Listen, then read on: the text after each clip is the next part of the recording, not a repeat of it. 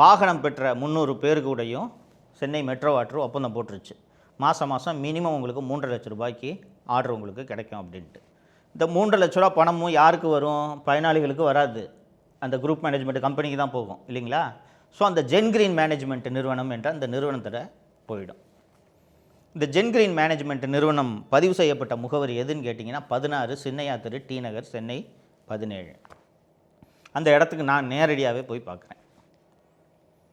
அந்த 16 சின்னையா தெரு முகவரி எந்த முகவரின்னு கேட்டிங்கன்னா, அது யாரும் கிளைம் இல்லாத ஒரு டிஸ்பியூட்டட் ப்ராப்பர்ட்டி. ஓகேங்களா? கோர்ட் லிட்டிகேஷன்லாம் இருக்க ப்ராப்பர்ட்டி, கிட்டத்தட்ட பழைய ப்ராப்பர்ட்டி அது. அந்த பில்டிங்கை செல்வ பெருந்தகை ஆட்டை போட்டு வச்சு கட்ட பஞ்சாயத்து பண்ணுறதுக்காகவே யூஸ் பண்ணுற பில்டிங் தான் அந்த பில்டிங்.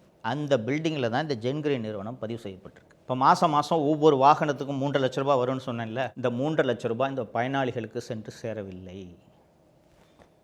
3.5 லட்ச ரூபாயும் ஜென்கிரீன் நிறுவனத்துக்கு வரும்னு சொன்னேன்ல, அந்த ஜென்கிரீன் நிறுவனத்தில் ரவிக்குமார் நாராவும் செல்வ பெருந்தகையோட அண்ணன் பையன் வீரமணி தானே இயக்குநர்கள். அவங்க தானே இந்த பணத்தை எடுப்பாங்க.